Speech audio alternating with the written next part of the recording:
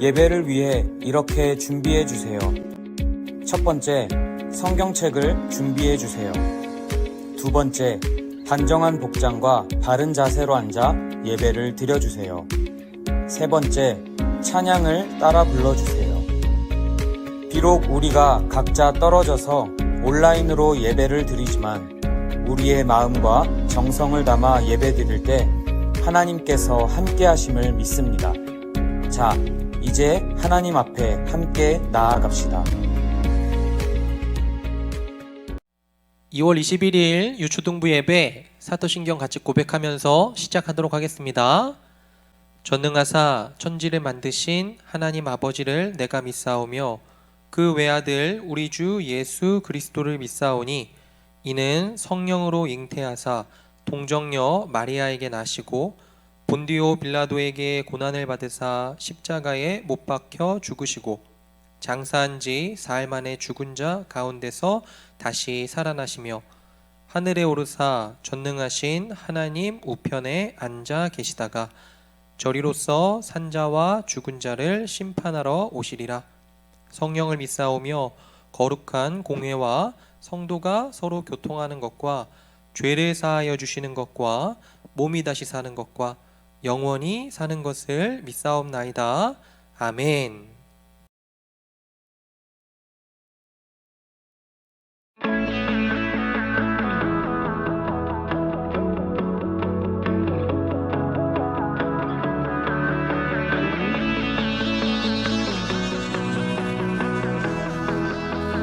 온 땅이여 주님을 찬양하여라. 그의 이름 영광을 찬양하여라. 온 땅이여 주님을 경배하여라. 주의 크신 이름을 노래하여라. 세상을 다스리시는 그분은 여호와 나의 하나님. 춤을 추고 노래하네. 손뼉치며 하나님을 찬양해. 나의 구원 나의 기쁨 나의 소망 하나님만 예배하네. 온 땅이여 주님을 찬양하여라. 그의 이름 영광을 찬양하여라. 온 땅이여 주님을 경배하여라. 주의 크신 이름을 노래하여라. 세상을 만드시고 다스리시는 그분은 여호와 나의 하나님. 춤을 추고 노래하네. 손뼉치며 하나님을 찬양해. 나의 구원 나의 기쁨 나의 소망 하나님만 예배하네. 춤을 추고 노래하네. 손뼉치며 하나님을 찬양해. 나의 구원 나의 기쁨 나의 소망 하나님만 예배하네.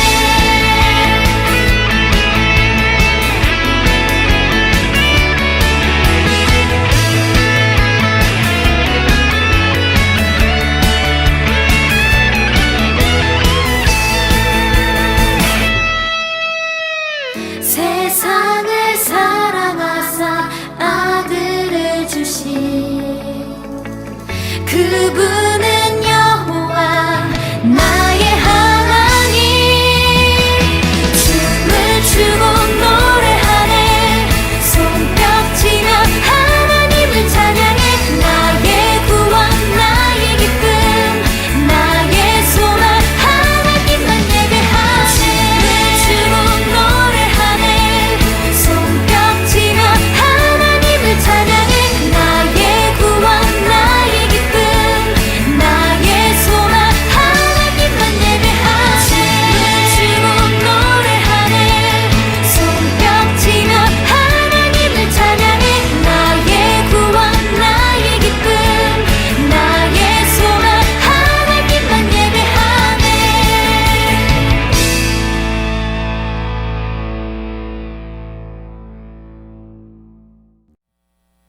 오늘 같이 볼 하나님 말씀 마태복음 1장 18절 말씀입니다.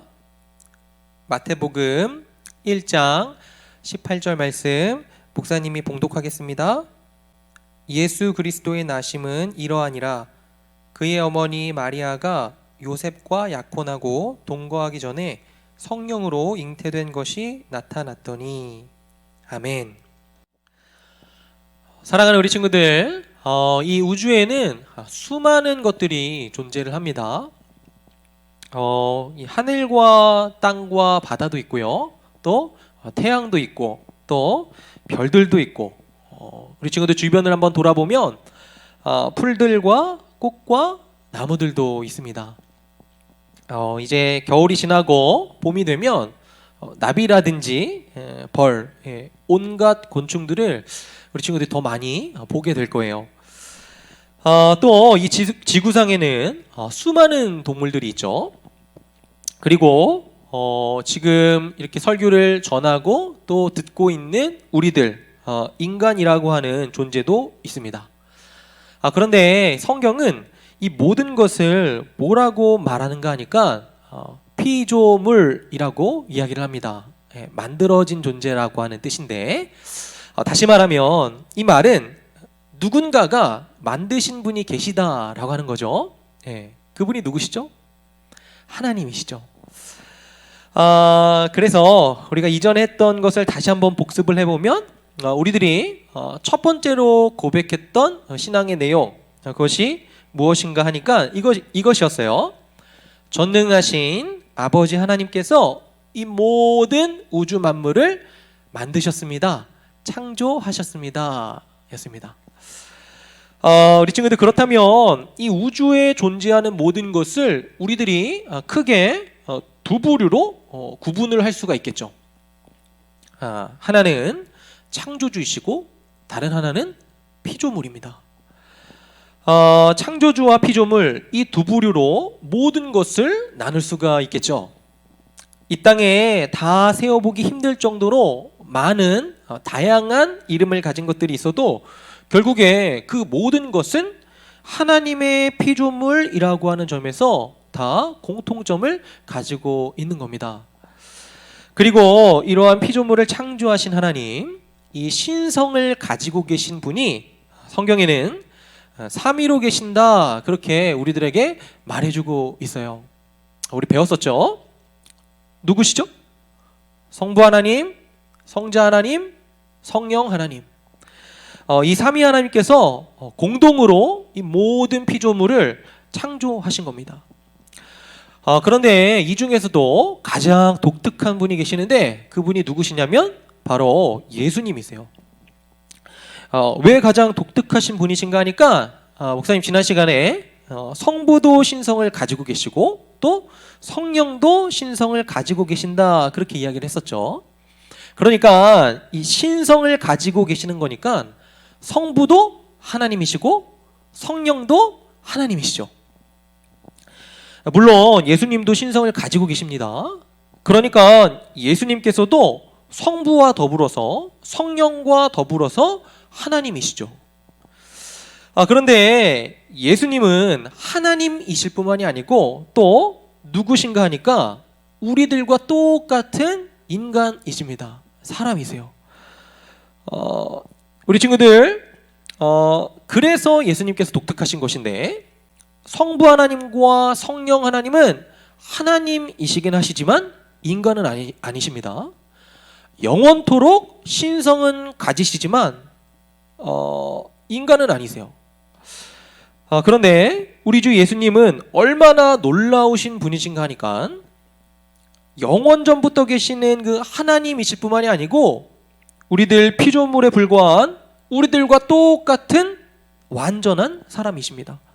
그래서 예수님께서는 신성과 인성, 이 두 가지 양성이라고 얘기하는데, 신성과 인성, 양성을 다 가지고 계시기 때문에 우리들 인간과 똑같은 완전한 사람이실 뿐만이 아니고 또 완전한 하나님으로 불리시게 되는 거예요. 우리 친구들, 이게 우리 기독교 신앙의 가장 독특한 겁니다.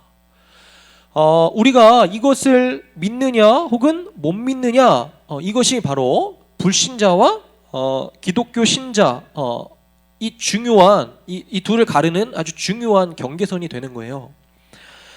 세상 사람들과 이것이 다른 점입니다. 이 사실이 믿어지면 성경이 말하는 그리스도인이에요. 그런데 신은 신이고 인간이면 인간이지 왜 그 두 가지를 가지고 계신 분이 어디 있냐, 이렇게 말을 하면, 우리 친구들 그렇게 생각하는 친구들이 있다면 물론 그렇게 생각하는 건 그 친구의 자유죠. 자기 생각이 있으니까 자유입니다. 그런데 이런 태도로는 아직 성경이 말하고 있는 그리스도인은 아니라는 거예요. 하나님의 자녀가 되었다고 하는 영생을 얻었다고 말할 수 있는 것은 무엇인가 하니까, 무엇보다도 이 예수님에 대한 믿음이 분명하고 정확해야 합니다. 예수님은 우리들과 똑같은 피와 살과 뼈를 가지고 계시는 우리와 동일한 사람이신 것을 저는 믿습니다. 동시에 뿐만 아니고 예수님께서는 영원 전부터 계셨던 삼위 하나님 중에서 제2위로 계셨던, 영원토록 계셨던 하나님이신 것도 저는 믿습니다. 이것이 제 머리로 완전하게 이해되지는 않지만 이 성경에서 그렇게 말씀하고 있기 때문에 제가 예수님을 그렇게 믿습니다. 이게 우리 친구들 불신자와 신자, 이 기독교를 믿는 사람들과 믿지 않는 사람들의 차이입니다. 아주 중요한 경계선이에요. 그리고 오늘 우리들이 살펴보려고 하는 이 성령으로 잉태하사 동정녀 마리아에게 나셨으니 라고 하는 이 신앙 고백은 어떠한 고백인가 하니까 바로 이런 뜻입니다.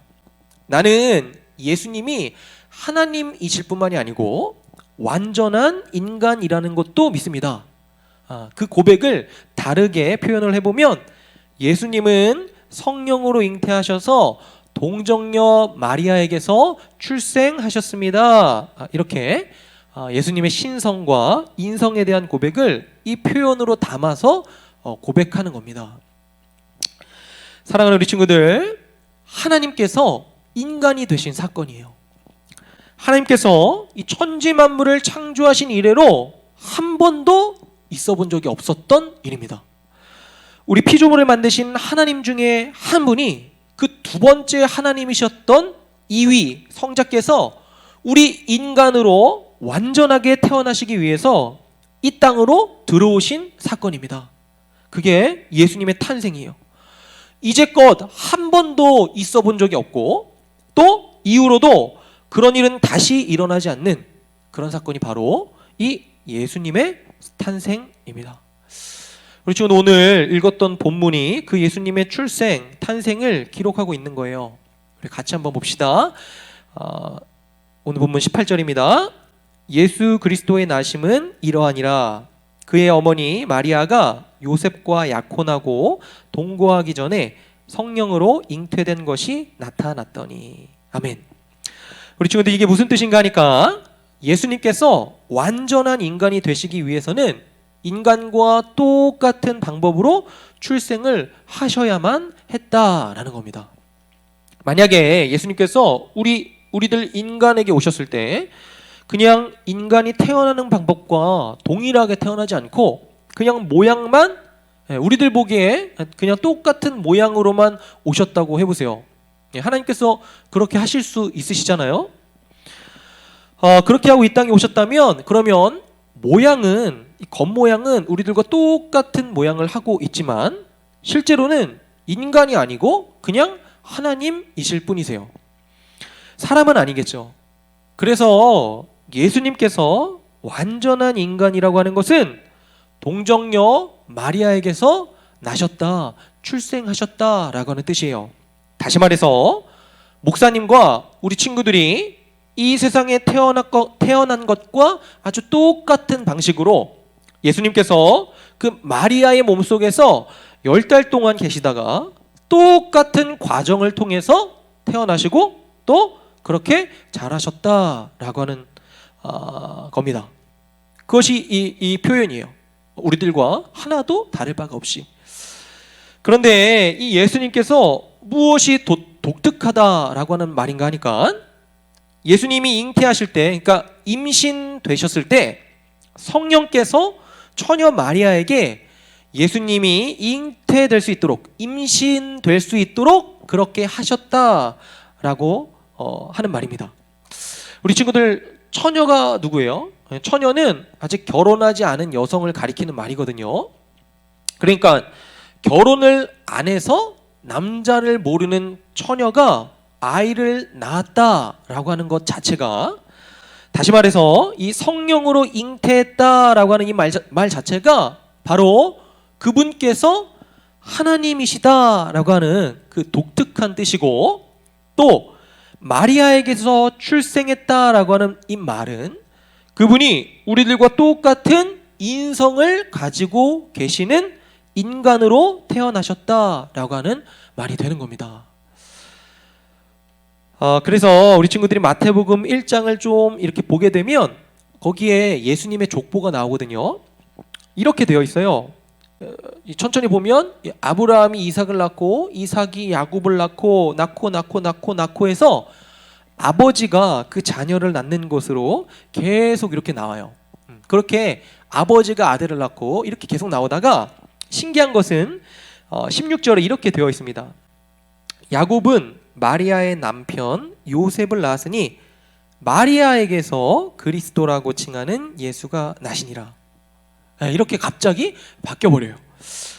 지금 계속해서 만약 예수님이 그냥 우리들과 똑같은 인간이라고 한다면 이 족보가 어떻게 기록이 되어야 맞는 거냐면 16절에 야곱은 마리아의 남편 요셉을 낳았고 요셉은 그리스도를 낳았으니 이렇게 기록이 되어야 되는데 요셉이 낳은 것이 아니고 마리아가 낳았다라고 기록을 합니다.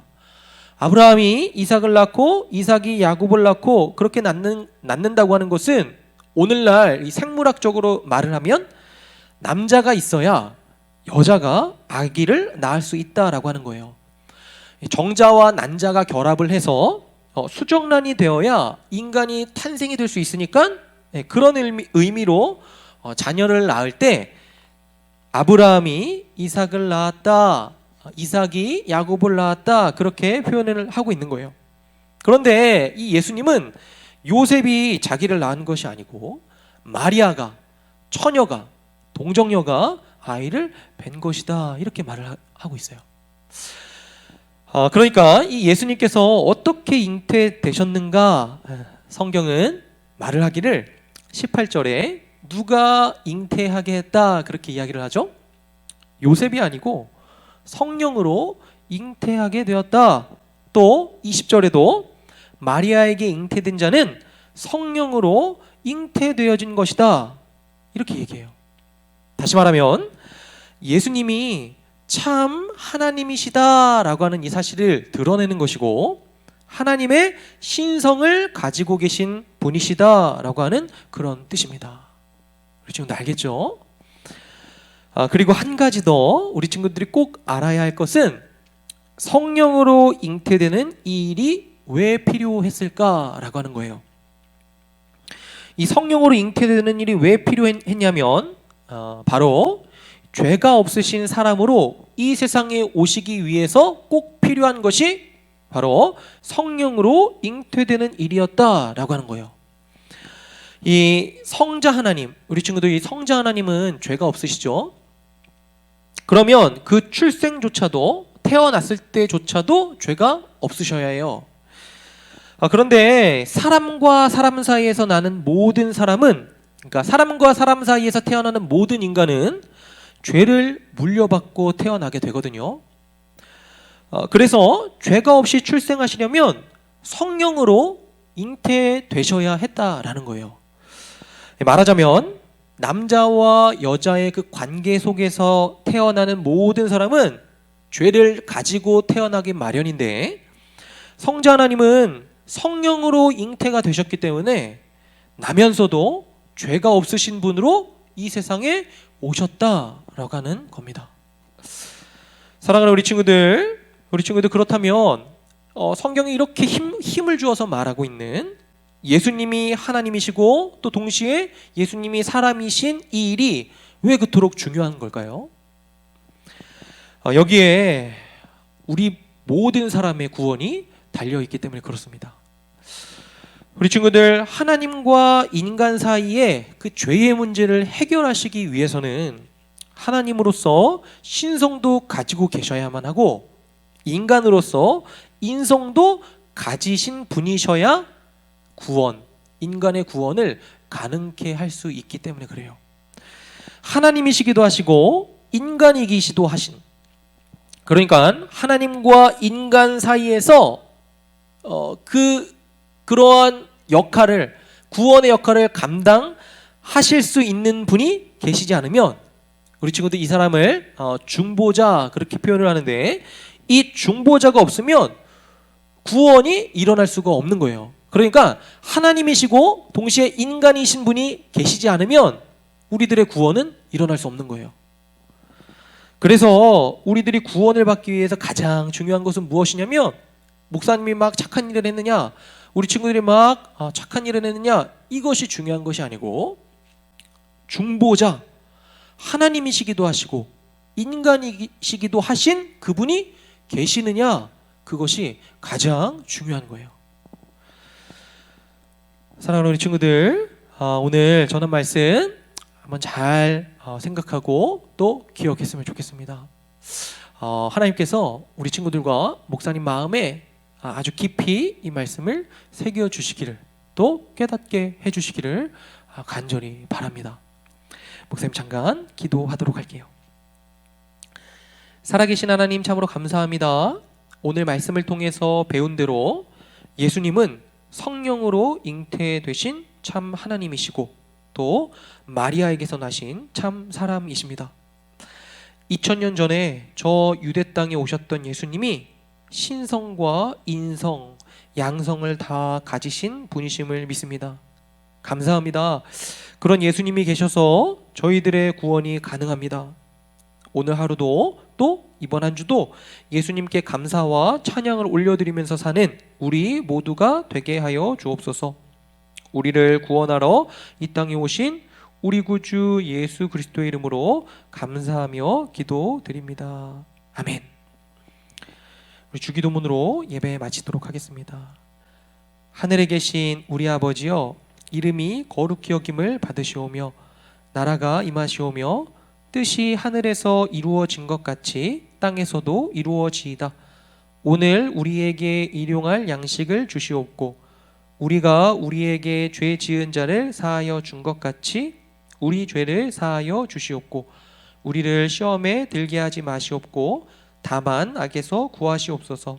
나라와 권세와 영광이 아버지께 영원히 있사옵나이다. 아멘.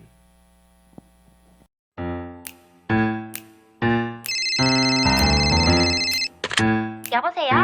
좋은 아침 준비 다 했어? 그럼 물론이지. 그럼 출발해볼까? 좋아. 반짝반짝 아침 일찍 시작된 상쾌한 하루, 두근두근 설레이는 예수님 만나러 가는 길. 오늘은 어떤 말씀일까? 어떤 말씀일까? 나에게 무슨 얘기를 하실까? 궁금해. 나 홀로 뚜벅뚜벅 걸어가